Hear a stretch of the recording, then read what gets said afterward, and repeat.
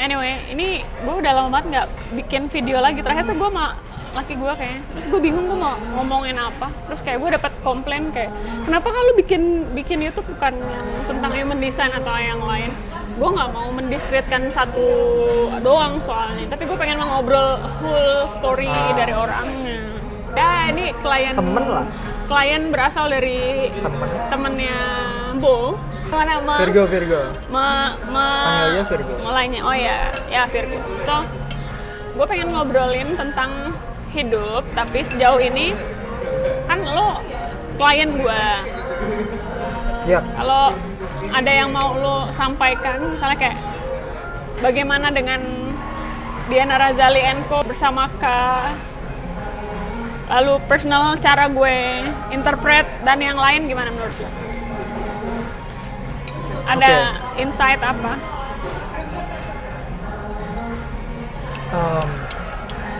Kalau dari cara interpretnya Kak Diana ya, sebenarnya nggak ada hal major yang harus kayak dirubah, dibenahin atau enggak. Paling aku nggak tahu ini bisa diterapin atau enggak, tapi untuk bacaan aku nggak ada komplain. Tapi untuk kayak semacam time management per section bacaan, itu mungkin bisa dijadiin pertimbangan, entah bakalan ditarget kayak kalau misalkan mau bacaan kartu A, misal yang tadi 10 tuh, itu bakal berapa lama ya? Atau by experience dari banyak klien, kira-kira kalau misalnya udah terlalu dragging, di-cut supaya bisa ambil banyak interpretasi dari kartu lain, mungkin kayak gitu. Jadi ya nggak terlalu dragging. Tapi aku nggak tahu kayak gitu kan biasanya based on klien ya. Kadang klien emang butuhnya dia ya perlu dikasih tahu interpretasi dari kartu yang itu lebih banyak daripada yang lain gitu, yang sepele mungkin. Kayak ya itu yang essential.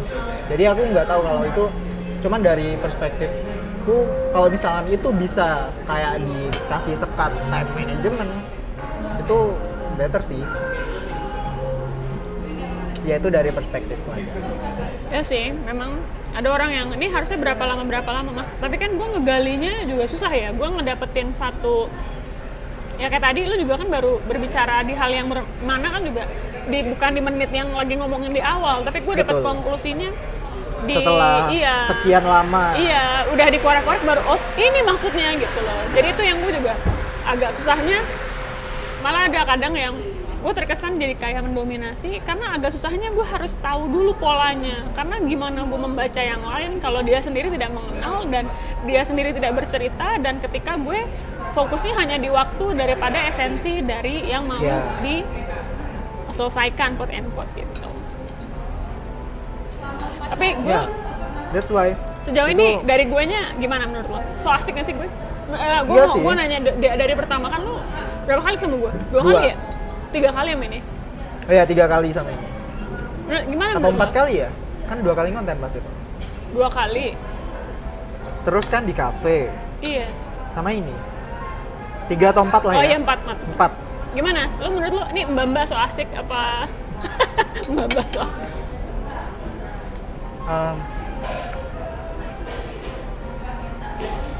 Jujur kalau secara personal ngerasa lebih nyambung ya. Dalam artian nggak tahu kenapa bisa connect aja gitu. Kayak sama gua. Iya, kayak bukan nggak ada sekat. Rasanya bisa ya kayak ke temen cutting gitu ya. Jatuhnya cutting.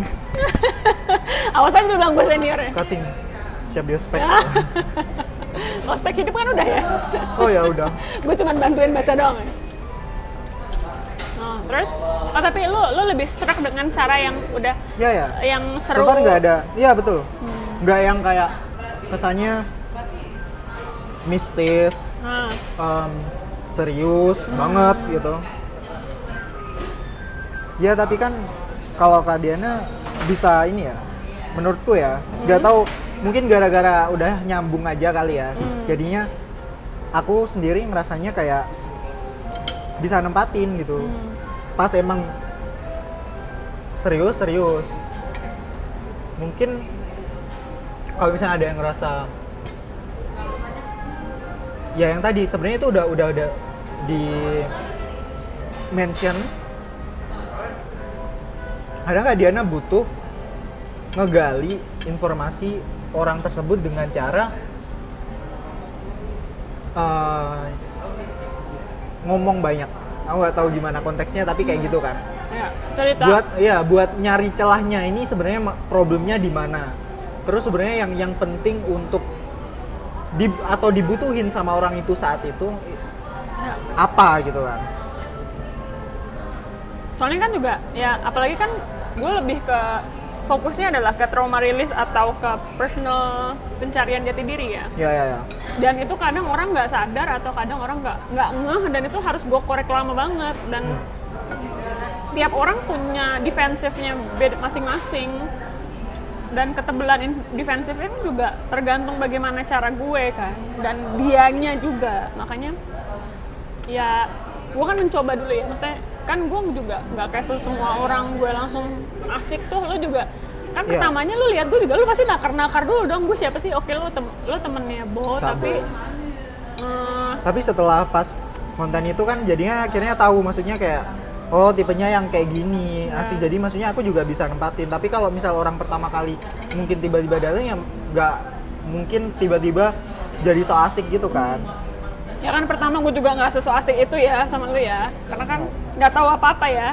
Tapi kan makin tahu, terus gue udah dapet celah, udah megang human design-nya, lalu cerita banyak satu dan yang lain. Jadinya kan mungkin lo 2000 ya gue? 2000 pas. Entah bagaimana gue tuh seru banget sama Gen Z ya. Mungkin karena adik gue kan juga Gen Z. Tapi di luar itu banyak orang yang kok bisa sih gitu. Ya mungkin karena lintas generasi menurut gue punya perspektif yang masing-masing.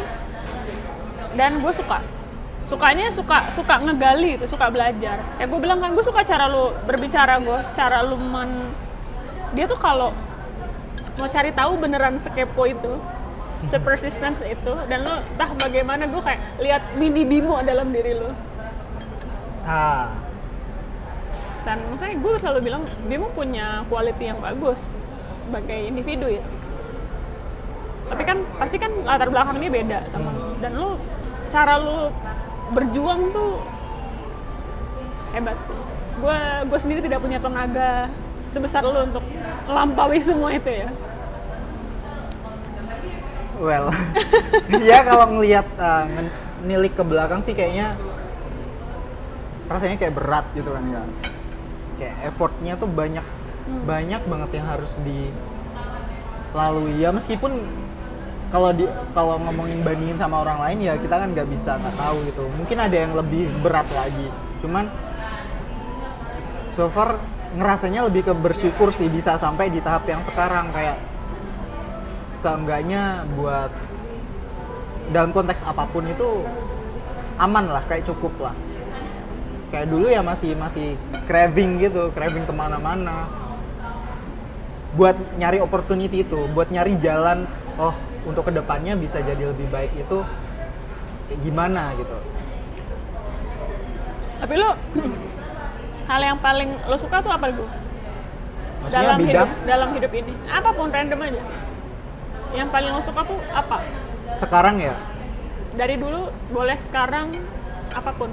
Jujur kalau aku lebih ke pembelajaran hidupnya. Kayak aku bisa tahu, maksudnya sekarang kayak gini, aku kalau ngeliat ke belakang jadinya kayak wah bisa segitunya ya, dalam artian kayak kita ngomongin konteks agama lah gitu. Konteks agama kayak dulu tuh saklek banget aku. Tapi sekarang makin open. Dengan melihat situasi kondisi yang ada sekarang ya, kayak dalam artian gini, dulu aku tipe yang kayak kalau ngomongin tokoh A gitu udah pasti bener gitu, mikirnya kayak gitu. Kalau sekarang wah itu masih manusia, jadi kayak mereka masih bisa ada celahnya untuk disesatkan, menyimpang kayak gitu.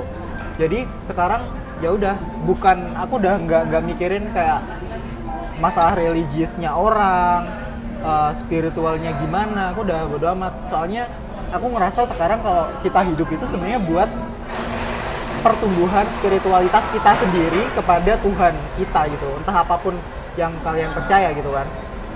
Bukan lagi ngomongin kayak wah orang itu gini dosa. Kita kayaknya waktunya udah kayak sia-sia banget ngomongin dosanya orang daripada pertumbuhan diri sendiri gitu loh. Kayak nggak bisa naker peningkatan spiritualnya itu seberapa, tapi udah bisa ngejudge orang lain dosa gitu. So itu menurutku hal yang paling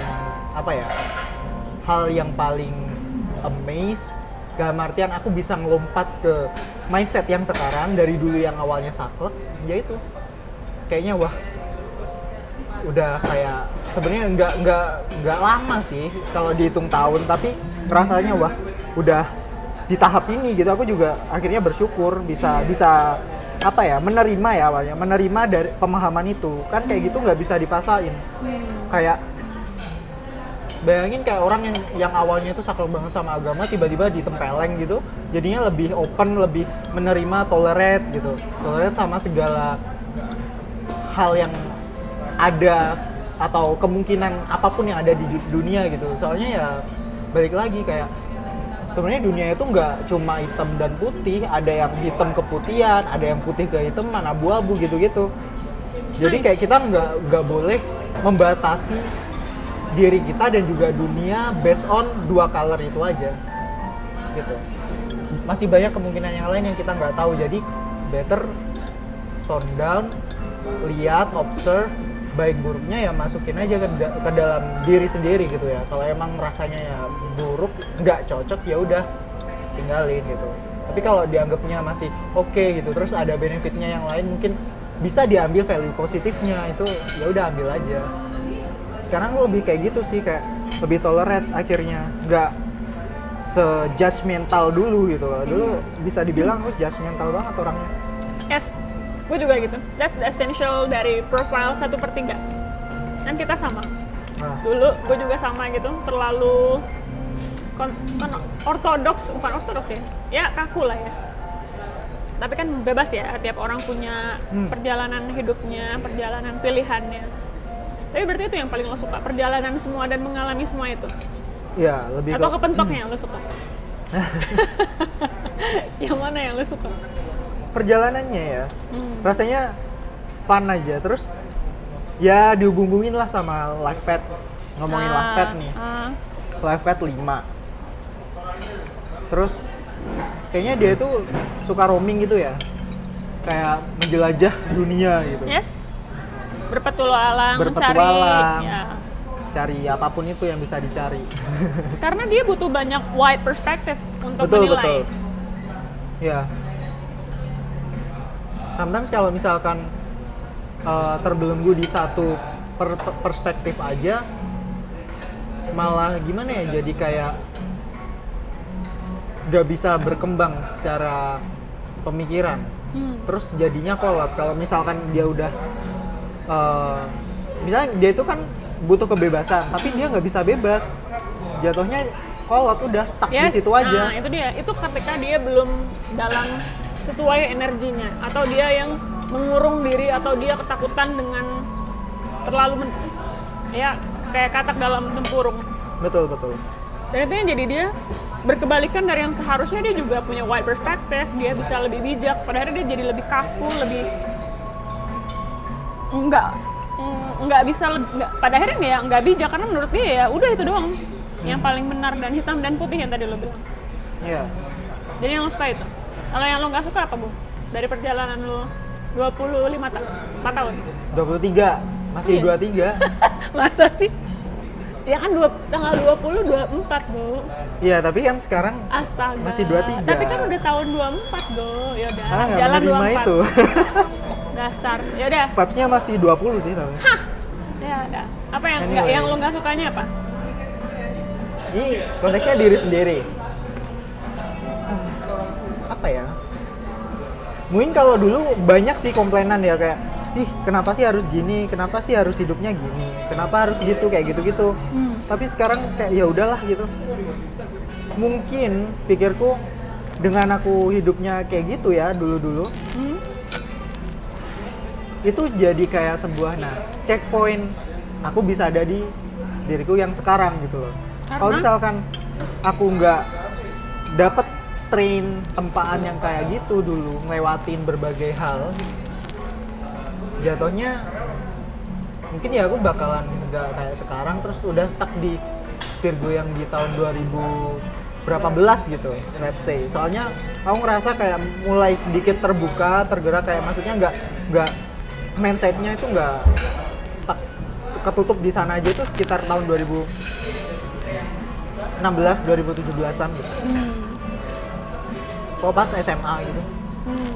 Dari itu yang lo nggak suka. Kalau lo udah mulai Enggak. Gini, kalau dulu mungkin banyak yang jadi komplainan yang aku nggak suka, tapi kalau sekarang kayaknya udah bukan tentang nggak suka terhadap diri sendiri deh. Tapi sama lingkungan, lebih ke eksternal kalau aku. Sekarang ya. apa tuh?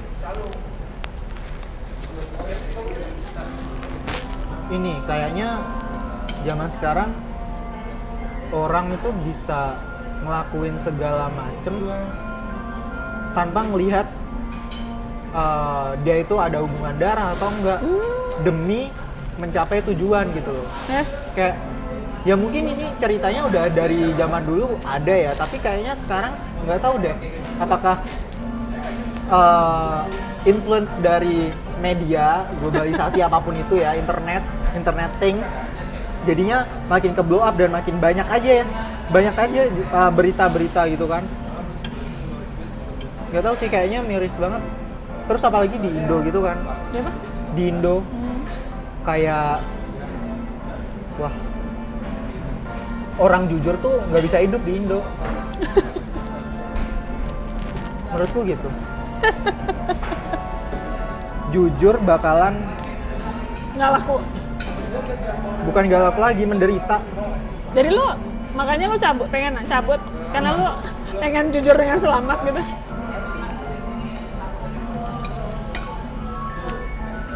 Bisa dibilang iya. Nggak tahu, udah emang kalau dipikir-pikir mungkin udah jalannya aja Indonesia jadi negara yang kayak gini gitu. Ya masih ada waktu kan, masih ada 2045. Iya, 2045 Indonesia cemas kan. Tergantung media yang lu baca sebenarnya.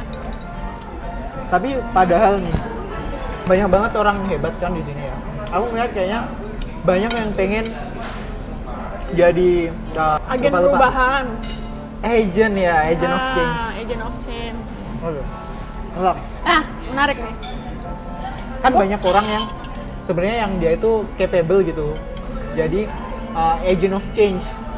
Masuklah ke pemerintahan. Ngeliat tuh atas bawah semuanya nggak bener, ikut nggak bener. Atau dia itu orangnya kekeh pengen tetap di jalan yang benar gitu. Ya udah, didepak. Nggak bakalan bisa selama sistem ya. Ini udah masalahnya, ngomongin Indonesia kayak gitu udah jadi sistem sih Kak. Dan sistem yang kayak gitu ada dampaknya di masyarakat juga, kayak jadinya udah kayak DNA kali ya, lingkaran budaya setan. Agak susah diubahnya kalau ya itu begitulah. dia. Gue mau bahas ini. Sebenarnya dulu gue pernah baca, gue lupa tulisan siapa ya. Pokoknya dia bilang gini, ketika kita masih tahap level kesadaran rendah, kita tuh mau ngubah dunia. Betul. Nah, ketika udah makin belajar tentang kehidupan, dia udah nggak lagi mau ngubah dunia, tapi ngubah lingkungan yang negara, terus turun.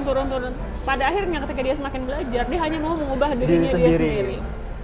Buat gue, orang siapapun itu, bahkan mungkin juga gue ya, kita lupa bahwa kita mau ngatur orang lain, tapi manusia adalah makhluk aksi dan reaksi dari kita sendirinya dulu. That's why gue ngomongin self discovery dan recovery. Kita bisa aja menyakiti orang lain bukan karena mereka yang salah, tapi bisa jadi karena reaksi awal kita yang membuat mereka jadi seperti itu. Pada akhirnya itu yang bikin gue kayak, sebenarnya kalau yang ujungnya jauh-jauh tuh buat gue itu udah masa 20 tahun sebelumnya, maksudnya kayak masih gue 20-an. Tapi kalau sekarang kayak lo ya, lo punya idealisme tersendiri, lo punya cara lo tersendiri. Nah itu yang kenapa gue sukanya, dan fokusnya adalah lo dulu aja, orang lain eksternal itu ngikutin bagaimana reaksi kita. Iya. Dulu aku gitu kayak pengen ubah A, B, C, D, E gitu, kayak make a better life gitu. Nah, sok-sokan. Make a better world gitu ya. Ya, make a better ya. Tapi lebih ke life sih sekarang. Avenger lu.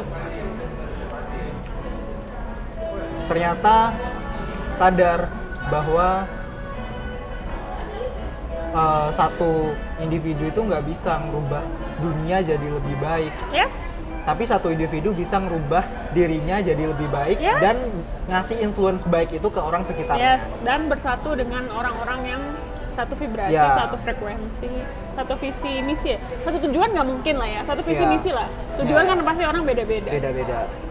Nah itu, kenapa ya gue ngerasanya kayak gini, kan semakin sekarang makin banyak orang sadar tentang mental health, lalu banyak yang bikin apa, ya nggak apa-apa kan, kita nggak harus saingan, kita bisa berkolaborasi, ya gue fokusnya di sini, lo fokusnya di sana gitu. Tapi kan masih yang pemikirannya rendah, oh dia ngambil periuk gue, kayak misalnya gampangnya tarot ya gitu. Iya. Gue nggak akan ngambil tarot yang ranahnya ramal-ramal kok, gue nggak akan kesana. Tapi gue emang lebih ke strategis, kebetulan gue dulu rekrutmen, kebetulan gue dulu lumayan mengerti tentang scope kantor dan entrepreneurship gitu. Ya scope gue di situ, dan kebetulan lagi gue pernah depresi. Jadi lingkup gue akan ke situ, gue nggak akan ngambil periuk yang Ramalan. yang ramal-ramalan kayak gitu. Termasuk juga yang mau cepet-cepet semuanya terjadi gitu, langsung terjadi, ya silahkan ke orang lain. Di gue tidak, karena gue strategis banget. Lo bisa merasakan sendiri bagaimana strategisnya yang gue kasih. Nah buat gue, orang ketika mau ngubah dirinya itu pun juga butuh turunan. Iya. Ya kayak lo deh, kita terakhir ngobrolin waktu yang tarot itu kayak April ya, apa Mei? Ya pokoknya awal-awal tahun kan ya. Iya. Dan itu, April Mei lah. iya, dan itu kan juga yang lo hadapi kan banyak sekali. Tapi paling tidak lo sudah gua kasih warning, ego, nggak bisa semuanya cepet, jangan terlalu ini dan itu. Apakah itu works buat lo? So far works sih. Soalnya di saat, tapi nggak tahu kenapa di saat yang kayak aku nggak terlalu nge-push atau nge-push di tahap tertentu, abis itu udah berpasrah gitu ya. Ternyata ya at the end of the day hasilnya dateng gitu loh. Maksudnya yang diharapin ternyata ada aja jalannya gitu. Kayak sebelumnya kayak nge-push pokoknya harus A, B, C, D, E gitu. Untuk yang tahap kemarin ya, kayak jatuhnya berat banget gitu. At some point ya hopeless, tapi ternyata ya setelah di tone down itu bisa lah kayak menerima dulu awalnya, menerima semua possibility. Misalkan enggak gini, kalau misalkan iya berarti gini. Ternyata setelah gitu ya hasilnya sesuai harapan aja. Ya sama sih yang kayak kalau Diana bilang kan, selalu kalau misalkan ditambah yang tadi ya, usaha. Kalau yang aku usaha aja terus maksimal gitu ya. Pokoknya emang tipenya harus berusaha banget tuh buat dapetin sesuatu. Tapi jangan lupa untuk nyisahin sekian persen, 15-20% buat berserah gitu. Let the universe, let the God do the rest. Let God do the rest. Ya udah gitu. Jadi ya makin bisa ini sih, legowo. Dan aku bisa belajar untuk lebih legowo juga meskipun berat awalnya. Soalnya tipenya kan yang harus taktis gitu ya. A, B, C, D harus jadi sekian gitu. Ya begitu. Tau nggak kenapa? Tapi buat gue ya, makin kesini gue jadi makin punya alasan. Gue kan belajar tidak hanya dari pengalaman pribadi, tapi kayak sekarang dapat klien, gue ngerti deh polanya dari dia yang nggak mau evaluasi diri. Oh, polanya berasal dari dulunya dia merasa denial gitu-gitu. Lu ketika lu neken dan kok bisa ya kalau gue pengen banget atau gue sebegitunya banget malah jadi nggak jadi. Ketika misalnya ada aja satu fase lu neken dan itu terjadi, pada akhirnya lu bikin pola baru, gue harus tekan segitunya. Dan itu akan merusak esensi life path 5 lu. Semua ada reasonnya, termasuk gue. Gue juga naif itu, ketika gue merasa semua orang sebaik gue atau punya standar seperti gue akan terluka dengan sendirinya, karena tidak semua orang tidak seperti gue dan tidak punya pengalaman apa yang gue alami dan gue pikirkan. Iya. Bodohnya gue di naif, bukan bodoh ya, maksudnya kita punya sisi yang harus kita beresin, dan itu gue ngerasanya naif gue ketika dulunya gue beresin sekarang. Gue lebih bahagia ternyata. Kayak gue kemarin, keren juga gue bisa kayak gitu. Gue sendiri juga amazed gitu.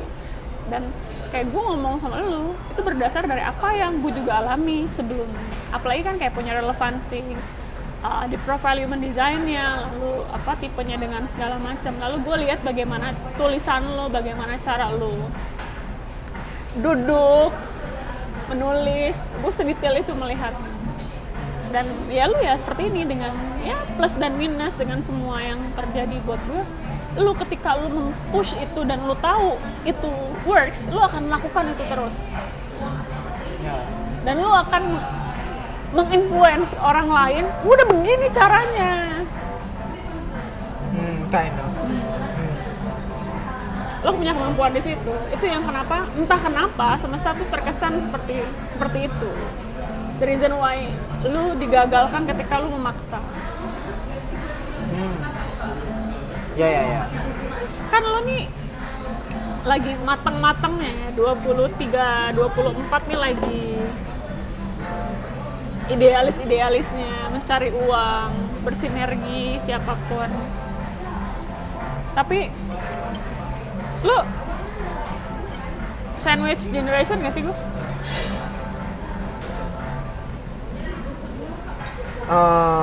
Sebenarnya iya, tapi enggak juga. Gimana ya? Soalnya anak tunggal. Cuman enggak yang semuanya tuh aku juga. Oh, tapi nyokap lo udah ada. Ya maksudnya ada ini sendiri. Iya, kayak enggak semuanya aku gitu. Cuman aku kayak merasa sendiri gitu. Oh, merasa yang harus bantu. Iya. Kayak soalnya nggak ada harapan lain, maksudnya ya first of all anak tunggal gitu kan. Terus dari latar belakang keluarga juga yang bisa nempuh pendidikan tinggi tuh aku gitu kan. Oh iya, di antara yang lain. Satu keluarga besar. Oh iya. Kalau digabung sama bapak paling cuma 2, aku dan satu lagi sepupu. Ponakan nih jatuhnya. Sepupu. Jadi yang lain? Tapi emang aku di desa apa? soalnya. Kalau kakak sepupu yang lain, aku nggak tahu sih kalau yang dari keluarga bapak. Tapi kalau yang dari keluarga ibu, ya di konstruksi kayak gitu-gitu. Terus ada yang di restoran. Cuman ya pikirannya buat kebutuhan sendiri kan.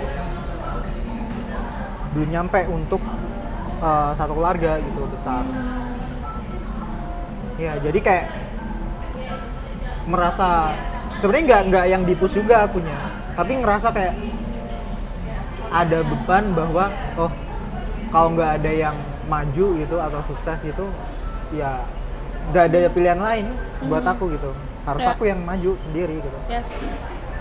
Ya untungnya dia juga punya kemampuan berjuang ya, daya juangnya lumayan besar.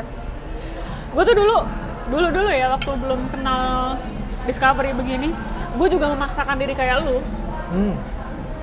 Tapi gue bingungnya kenapa orang bisa segitu tahan banting, at least makan kayak udahlah gue makan gampang gitu kan. Bahkan ada teman gue, dia tuh generator soalnya.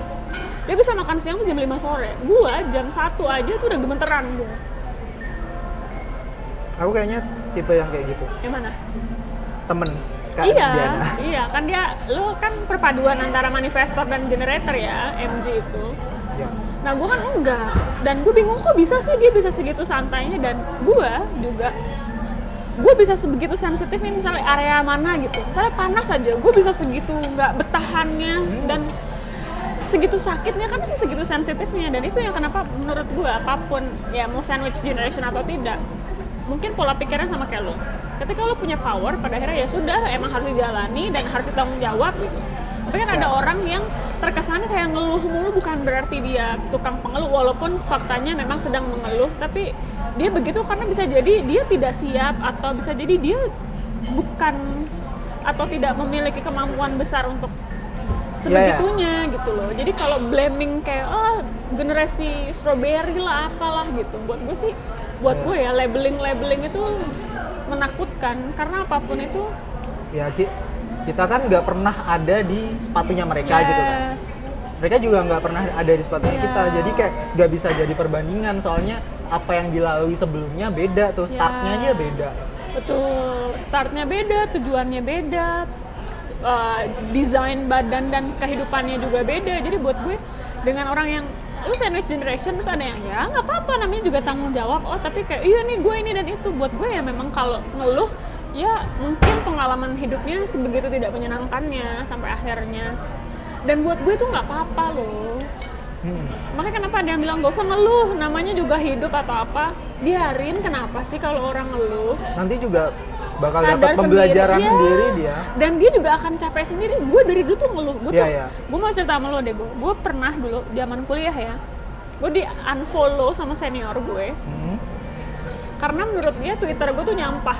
Karena gue tuh ngeluh mulu kan, kayak apa aja gue omongin. Gue tuh mau berekspresi, kebutuhan gue sangat besar untuk berekspresi. Sementara gue di rumah nggak ada yang mau dengerin gue ngomong. Gue nggak punya pacar, teman-teman gue sibuk punya pacar. Gue hanya mau menuangkan pemikiran dan perasaan gue, tapi gue di unfollow. Dari situ gue setakut itu untuk berbicara. Mau ngomong apapun, pada akhirnya gue jadi sarkasnya di tulisan di novel atau apa yang panjang. Tapi dari situ gue kayak ngerasanya kok gue kayak terpenjara dengan semua itu, dan setakut itu. Itu hanya karena tweet lo ganggu atau lo nyampah mulu, cuman gara-gara label itu. Padahal kalau sekarang sih kayaknya kalau Kak Diana nyampahnya di tahun 2024 ya udah jadi kayak ini ya, jadi kayak kayaknya malah follower hit terus. iya. Malah jadi seleb tweet. Lo tau nggak, gue pernah gini, ada yang beli bunga sendiri, pergi kemana-mana sendiri. Sekarang tuh kayak dibikin video keren banget. Gue udah begitu dari 2009. Gue nonton sendiri, makan sendiri, kemana-mana sendiri. Gue beli kembang buat diri gue sendiri. Sekarang gue lady boss, alpha woman. Dulu gue dibilangnya nggak punya temen lo. Kurang gaul gitu ya. Iyalah, kesepian lo, anak apa lah gitu. Sekarang lo lady boss tuh apa? Hah gitu. Gue kayak apa gue hidupnya keduluan ya? Kayaknya kalau misalkan timeline hidupnya itu di zaman-zaman sekarang Gen Z, Alpha gitu. Iya, gue jadi influencer ya, Bo ya. Jadi Sigma Women. Jadi misterius yang gitu ya. Teh kucing. Kayak gue kayak, ya sudahlah. Tapi pada akhirnya gue jadi, mungkin kan, makanya mungkin jadi nyambung sama Gen Z sekarang. Karena ya, I've been there. Gue pernah tahu posisi itu. Terus gue tahu nggak enaknya dilabelin. Terus waktu gue ke psikiater juga. Untungnya, gue punya basic, gue rekrutmen. Iya, abisin gue. Gue punya basic rekrutmen, jadi gue bisa memilih dokter mana yang gue mau. Karena gue bayar. Dan kedua, gue bisa memilih topik apa yang mau gue libatkan ketika waktunya sangat terbatas. Semuanya. Topiknya sangat terbatas waktunya. Jadi kayak, ya udah deh nggak apa-apa, gue nggak akan ketemu si dokter ini lagi, tapi sekali selesai gitu. Terus akhirnya gue ambil jalur lain ya, belajar terapi, karena buat gue tahu layer masalah gue banyak banget. Kalau gue terapi pasti kan luar biasa banyak ya dengan menyelesaikan. Dan gue tipe yang gue maunya itu lagi-lagi 1/3 gue yang nyelesain sendiri, karena gue yang ngalamin, gue yang tahu. Sama kayak tarot, gue belajar tarot awalnya tidak ada urusan buat diri pekerjaan, buat urusan gue sendiri aja yang banyak. gue cobain setahun itu masalah gue apa sih, terus gue ngelihatnya kan kalau ada rulesnya ya, tarot itu kan dengan simbol-simbol apa dan embal apa, gue rada susah di situ. Jadi gue maunya dia dulu ngomong, gue lihat, gue bandingin, kita diskusi, baru ketemu konklusinya, baru ketemu outcome. Bukan kayak ini ada pola ini nih, nanti ada duitnya tahun sekian nih, nanti umur lo akan kebetulan gue tidak mampu. Lagi-lagi gue hanya trial dan error, itu juga yang terjadi di lu bisa menginfluence dengan apa yang lu paham, apa yang lu alami berdasarkan ya kaki lu sendiri yang injek itu. Dan itu truly influence sih menurut gue, yang kadang nih di zaman sekarang seringnya yang beneran bisa menginfluence atau influence-nya bagus, yang tadi lo bilang orang jujur ini nggak laku, nggak bisa hidup di sini. iya, dan numbersnya sedikit sekali. Sementara yang nipu, manipulatif, terus itu banyak sekali, dan itu kayak diternakin. ya, dan masalahnya itu mudah sekali dibodohi. Ya, well, iya sih. Makanya gimana ya, orang Indonesia secara umum ya, ngomongin general aja, itu kayak mereka masih melihat ketokohan loh.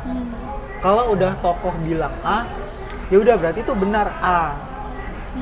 B ya B gitu. Nggak bisa kayak A/B C D E gitu, nggak bisa. Jadi kalau mereka udah kayak mesmerize sama satu tokoh, apapun yang dia lakukan, apapun yang dia bilang gitu, ya udah jadi kayak suatu pedoman hidup bagi mereka. Atau nggak? Itu berasal dari mana? Nih, ketika di sekolah, dulu tuh daya kritis itu tidak dibangun. Kalau ada anak kecil atau anak yang kritis atau nggak setuju kan, jangan ngebantah gitu. Padahal betul. itu adalah daya kritis. Dan daya kritis itu dibangun ya yang kayak begitu-begitu. Ya. Lo tuh, anggaplah sekarang kita kritis lah ya. Apa kita jadi anak kesayangan guru? Enggak. Bisa jadi malah dianggap kayak musuh kan? Musuh. Iya, ini anak yang ngelawan mulu. Ngelawan. Ya, gue sama bapak kayak ngerasa lebih pintar kayak gitu-gitu. Terus anak so tahu apalah ya. Gue dulu ngalamin banget sama bapak gue nggak percaya gue ngomong apa. Bos gue dulu nggak percaya gue ngomong apa. Selalu dia bilang sok tahu, tidak ada datanya, apalah. Time goes by, gue tahu ada namanya kecerdasan intuisi ya. Kecerdasan emosional, kecerdasan spiritual, dan itu tidak ada pakai data dan fakta, tapi memang ada gift berbeda. Tapi kan itu perlu diuji coba dengan yang lain. Itu buat gue, oh begini ya rasanya tidak enak ngelaluin itu, dan pada akhirnya kita jadi kebentuk empatinya lewat tadi. Oh tahu dulunya di labelin begini nggak enak, padahal lu nggak akan mau ngelakuin itu lagi ke orang lain. Ya. Itu yang gue selalu bilang dengan orang-orang punya kode-kode tertentu ya, yang mungkin manifesting generator, terus juga dia juga punya numerologi kesekian dan sekian, yang terkesan punya tanggung jawab untuk menginfluence. Kan selalu kayak ngeluh lah dengan yang lain. Ya nggak apa-apa, sadari memang itu tidak menyenangkan, sadari bahwa itu sebegitu menyakitkan sampai lu tidak lagi mau mengulang atau membalas itu ke orang yang lain.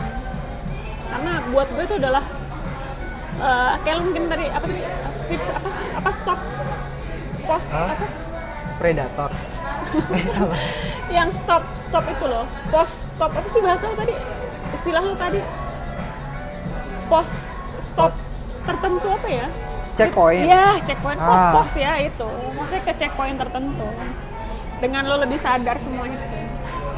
Dan banyak banget harusnya Gen Z yang lebih menyadari hal itu. Lo kan gue ngeliatnya lo aktifnya di video-video gitu. Apa lo bikin Twitter gitu mas? Twitter sama aja sih, isinya nyampah aja. Pikiran-pikiran doang. Iya. Sama ngidol. Apa itu? Maksudnya ya buat fanboying. Apa itu? Ngidol K-pop. Oh ngidol. Gue dengernya midol. Ngidol, meng-idol gitu. Apa idol lo? Wes Rafim. Astaga. Apa lagunya ya? Ya gue tahu. Banyak. Terus Anti-Fragile, Unforgiven, Easy. Tadi dulu. Perfect Night. Lo mengidolakan mereka karena apa? Cakep ya, suaranya apa? Karena nggak ada pilihan lain. Kayak pilihannya kan kalau Sakura nih awalnya kan ya. Karena aku dari Sakura Aizone. Ada membernya Seraphim namanya Sakura. Dia dulu itu dari Aizone. Nah, dari Aizone terus Aizone disband. Kan ya udah ngikutin aja solo awalnya. Terus ternyata dia masuk ke grup baru Seraphim, ya udah akhirnya nyambung lah. Oh gitu. Tapi selain dari itu, lagu-lagunya mereka itu kayak anti mainstream menurutku secara message ya. Oh, emang apa? Message Bukan apa? gini, kalau misalkan lagu K-pop yang lain itu kayak tentang cinta gitu ya. Ya. Ini tuh mereka tentang perjuangan dan gimana caranya mereka tetap bangkit dari bagaimana dunia melihat mereka gitu. Oke. Jadi kayak emang secara dari backstory-nya mereka sendiri juga kayak bukan yang mulus-mulus aja. Kayak dari salah satu membernya itu difitnah bullying dan turns out bukan pelaku bullying, malah dia yang dibully gitu kan. Tapi dikeluarin. Nah dari situ terus juga ternyata konsisten secara lagu tuh kayak tentang perjuangan, persahabatan, pertemanan, kayak gitu-gitu. Jadi bukan yang kayak cinta-cintaan. Jadi ya somehow ada relate-nya gitu tentang ya gitulah. Gue tuh nggak pernah fanboy sebenarnya atau fangirl atau apapun ya. Tapi gue kan gara-gara waktu dulu tuh gue pernah bikin video sama senior gue di kampus. Lo influence gue pakai Korea, gue influence lo pakai lagu Arab. Really? Iya kan gue suka lagu Arab kan. Terus dia gini, yang di kepala dia lagu Arab hanya Magadir. Ya lagu Arab bukan cuma tentang itu dong, banyak banget dan bukan tentang satu agama tertentu, nggak ada hubungannya. Ini emang pop Arab aja. Dan gue tuh yang apa aja kan. Terus ya udah, gue dengerin, gue tuh suka banget sama Husain Al-Jazmi gitu. Terus kayak, oh dia cuman ini bukan tentang Ramadan kan, bukan gitu kan. Ini emang tentang hidup yang lo harus enjoy little things gitu sebenarnya. Terus dia suruh gue dengerin lagu mic drop-nya BTS. Terus gue gini, gue tuh emang suka Steve Aoki. Gue suka Steve Aoki kan memang. Tapi jarang, maksudnya kayak nggak ada tertentu. Tapi karena beatnya menarik, musiknya maksudnya. Terus gue jadi kepo gitu. Abis kan kita dengerinnya cuma video doang kan. Oh iya enak-enak gitu kan. Terus gue kayak, dulu ya. Kayaknya ada sesuatu yang perlu gue gali, gue carilah liriknya. Oh, wow keren ya, ketemulah sama sosok si Suga ini. Ternyata dia dulunya pernah depresi dengan yang lain, terus dia segitu strictnya dengan dirinya gitu kan, pilihan-pilihan hidupnya. Bahkan gue baru tahu ya dulunya dia sebenarnya hitungannya kayak keluarga raja atau apa, gue nggak ngerti apa, turunan ratu ya, gitu. Tapi dia ya susah banget lah ya hidupnya. Buat gue segitu kerennya ya. Terus gue nyari-nyari lah yang lain. Oh ternyata bagus liriknya. Di kepala gue itu mengubah pikiran gue kalau oh ya tadinya Korea ya cuman, ya kan gue taunya Korea cuman ya film-film yang kocak ya gitu, yang tentang romance yang laki-laki tolol, sassy girl gitu kan, goblok ya. Gue benci banget tuh ya. Tapi ya bukan itu. Terus musiknya kan menurut gue tuh annoying ya, beberapa musiknya terlalu kenceng buat gue. Iya, dan repetitif sih. Iya, dan buat gue tuh terlalu disturbing buat gue. Akhirnya gue nggak begitu suka. Tapi ketika gue tahu lagunya ada esensinya, pasti kan rasa gue terketuk tuh. Terus ada beberapa yang gue suka, yang kayaknya ya ada beberapa lagunya yang gue suka, dan tuh gue ngerti oh ternyata itu yang disuka sama fandomnya ya, atau army dan yang lainnya. Mungkin juga sama kayak lo, ada satu yang menjadi building lu menyukai dan ngidolnya mereka kan, bukan cuma tentang cakep. Bukan karena cakep. Ya, bukan cakep lalu ujung-ujungnya lu jadi masturbasi kan. Karena ada yang kayak gitu. Kalau itu sih kayaknya JKT ya, fansnya JKT. Oh iya. Ada yang gitu. Emang si Korea itu nggak ada? Kan ada juga. Harusnya ada, tapi kan nggak tahu. Cuman yang sampai jadi berita, tapi kayaknya nggak tahu berita hoax atau gimana. Cuman rame aja di kalangan Twitter gitu. Salah. Ini mohon maaf nih, gue nggak ngerti ya. Itu yang kayak lo tuh ngidol tuh beda sama wibu ya? Beda. Wibu itu dia udah ibarat kata dia udah fanatik, deep banget, lore-nya udah deep banget, mengidolakan apapun ya pokoknya, tapi dia konteksnya Jepang. Oh. J-pop culture. Oh. Entah itu anime, terus manga ataupun apalagi kayak J-pop idol gitu. Oh, tapi si Weibo itu literally anim doang, bukan orang kayak lo yang ada grup gitu. Aku nggak terlalu mendalami sih tentang itu. Cuman rata-rata yang disebut wibu itu yang dia itu tergila-gila sama sosok fiksi. Rata-rata Yang ada di kayak kepalanya, gitu. lalu mungkin Anime. ya. Anime dari anime terus Iya, terus ditambahin nama isi kepalanya kan. ya, Oke. Itu menarik. Berarti lu juga punya mencari sesuatu yang kayaknya sama nih apa yang lu rasain, apa yang lu butuhkan. ya. Tapi kalau untuk yang urusan idol tadi itu sebenarnya ya nggak tahu inline aja. Kalau misalkan mereka ternyata lagu-lagunya nggak tentang itu ya mungkin aku cuma jatuhnya penikmat musik ataupun ya cuma gara-gara ada tokoh itu aja. Gue juga sih kayaknya gue lebih ke tokohnya daripada karyanya ya. Karena ada yang karyanya. Gue ngelihatnya ya BTS itu memang orangnya yang gue lihat, bukan, apalagi yang lebih menarik buat gue sebagai orang yang kuliah bisnis, pinter banget manajemennya. Oh ya, dari yang awalnya. Iya. Jadi gue lebih fokusnya ya personal merekanya, tapi dibalik itu hebat banget yang manajemennya gitu. Tapi kalau yang lagunya atau cakepnya ya itu beda-beda ya tiap orang, tuh menurut gue kok hebat sekali gitu. Dan ya emang ada jalannya ketika memang pas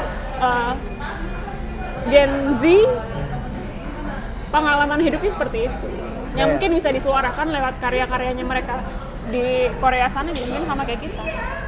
Iya. Tapi kita ada connect-nya juga nih. Apa? Soalnya BTS sama Les Rafim itu satu label. Oh gitu ya? Iya. Oh, gue nggak tahu.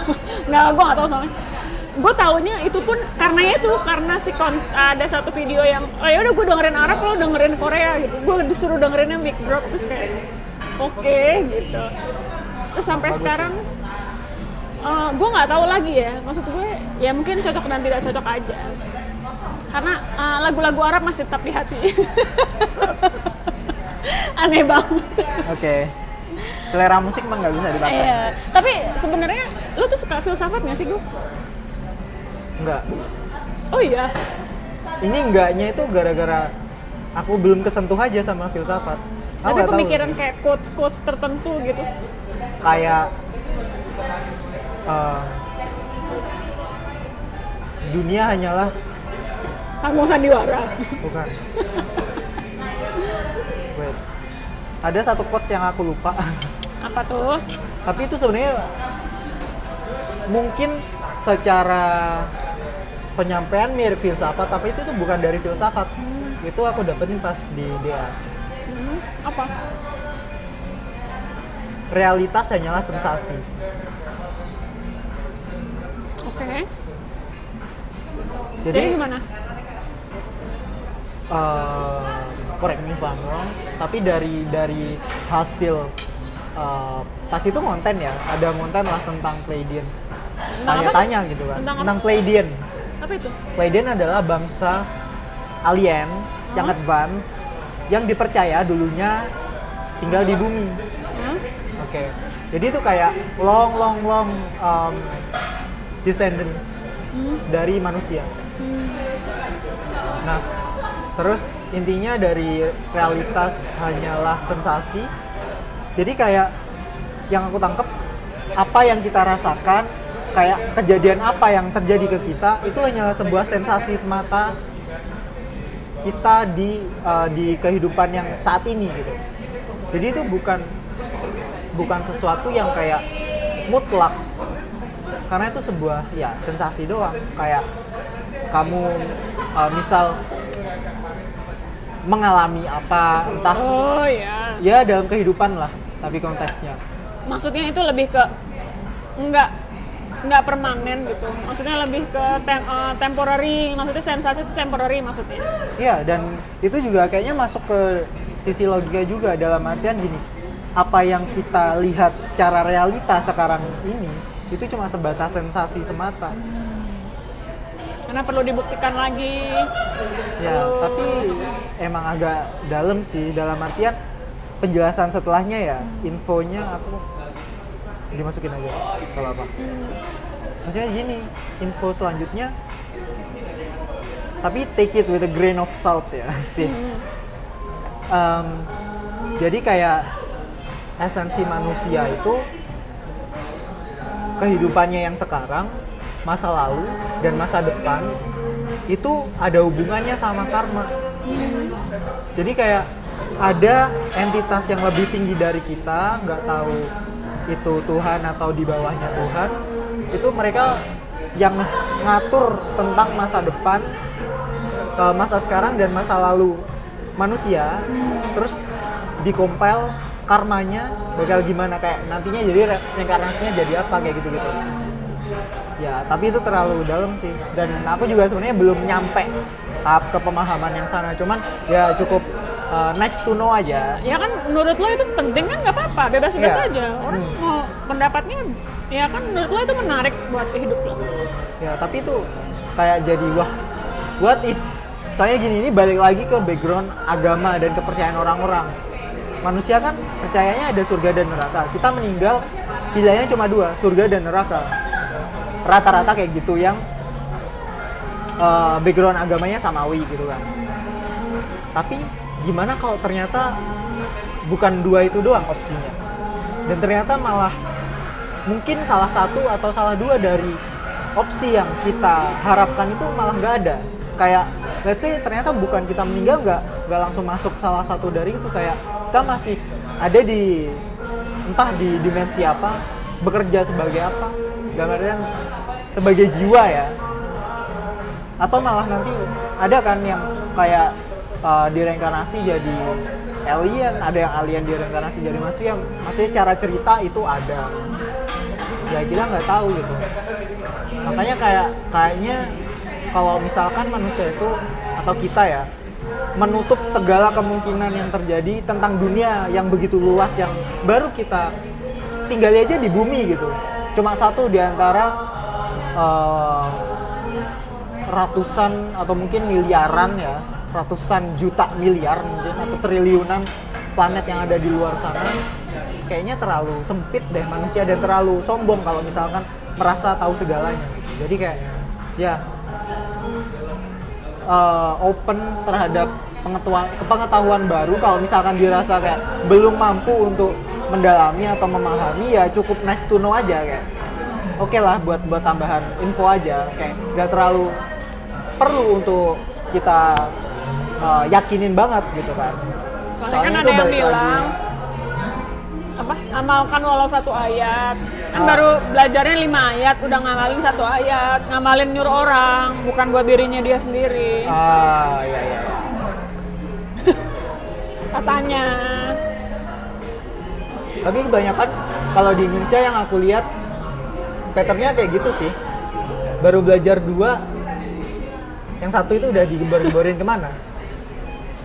Ya kan gitu, kayak tadi kan, baru belajar dikit udah ngerasanya bisa belajar, bisa mengubah dunia. Padahal semakin lo belajar, semakin lo ngerasa ya kayak tadi, kita hanya setitik kecil di antara jutaan bahkan triliunan benda di bumi dan alam semesta ini.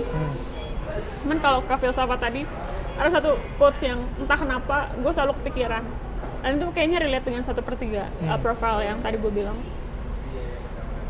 Ada satu kalimatnya Abraham Lincoln yang bilang, I know I'm a slow walker. I know I am a slow walker, but I never walk back. Gue ngerasa kayak gue tuh untuk jalan move on dari trauma tuh setengah mampus selamanya. Untuk mengerti sesuatu tuh setengah mati. Tapi ketika gue udah jalan bergerak, gue nggak akan mau lihat ke belakang. Yes. Dan itu yang kadang orang tuh, cepet, ayo dong, masa udah tahun segini belum ngapa-ngapain, kayak harus ngapain, biarin aja, tiap orang ada waktunya masing-masing. Ya. Nah itu ada istilahnya tuh. Wah. Setiap orang ada masanya, setiap masa ada orangnya. Ya, betul. Dan buat gue yang lebih amazing ketika gue tuh waktu belajar human design, gue lihat si body chartnya si Abraham Lincoln itu mirip gue. Jadi oh ternyata kita tuh butuh melihat, atau kayak lu bilang tadi ada orang yang dikultuskan atau bahasa tadi ada orangnya gitu ya, lu lihat, boleh lu lihat orangnya, tapi pastikan orang desain orangnya, tipe orangnya mirip lu. Jadi lu itu bisa, oh iya sih pantesan, oh mirip gue kayak lu mungkin pernah depresi atau juga mungkin pernah susah hidupnya secara finansial. Dia mengerti posisinya. Kalau lu pengen jadi kayak si A tapi si A nggak pernah miskin dulunya, tapi lu pengen kayak si A, itu dari latarnya udah beda banget. Startnya ada beda itu. Yes, startnya beda dan pola pikirnya juga pasti beda. Jadi pilihan-pilihan hidupnya pun semua jadi beda. Makanya kalaupun mau gampang shortcutnya adalah lo mau lihat orang mana yang jadi panutan atau contoh, pastikan orangnya mirip lah. Minimalnya body chartnya mirip lo, atau lebih gampangnya, paling gampang life path-nya mirip lo lah. Kalau mau layer kan bawah ya elemennya lah ya apa, tapi paling nggak life path-nya aja. Dari situ, oh gue ini 8 kayak, gue 8, terus kayak gue lihat Pak Jokowi juga 8, gue lihat gitu ya. Terus kayak, dan 8 itu musuhnya adalah dirinya dia sendiri karena politik selalu berurusan dengan politik dimanapun dia berada. Dan gue dari dulu ya begitu yang gue alami. Ya walaupun gue tidak skopnya sebesar Pak Jokowi ya, tapi maksudnya ya gue ngerasanya dulu gue ngeluh mulu, kenapa sih, apa gue salah ya, dulu gue suka sama siapa gitu, ternyata ya beda gitu, pola-pola petarungnya beda. Kita walaupun startnya berbeda tapi karakteristik energinya sama, setidaknya masih lo bisa ngambil benang merah lah. Gitu. Jadi kalau lo mau nyari tahu siapa yang misalnya mungkin kayak Elon Musk misalnya, berapa lah life path-nya untuk siapapun, at least minimal banget life path-nya, biar nggak kocak-kocak amat gitu pola pikir lo untuk pengen sama kayak orang lain. Life path 5 siapa? Banyak, browsing aja. Oke. Wah, seru sekali kita pas sejam, pas sudah makanan sudah mau habis. Terima kasih banyak Virgo untuk diskusi Liarnya. dadakan dan liar. Dan sebenarnya gue pribadi ya, kan ini channel gue, nama gue, dan gue pun open dengan apapun. Buat gue tiap orang punya backstory-nya. Mungkin lo punya pengalaman itu dan gue kan juga pasti sama aja ya. Dan kalian juga pasti punya backstory-nya masing-masing. Tidak ada yang judging. Gue tidak berhak ngejudge lo ya. So lo juga nggak berhak ngejudge kita. Ya. Terima kasih. See ya. Bye.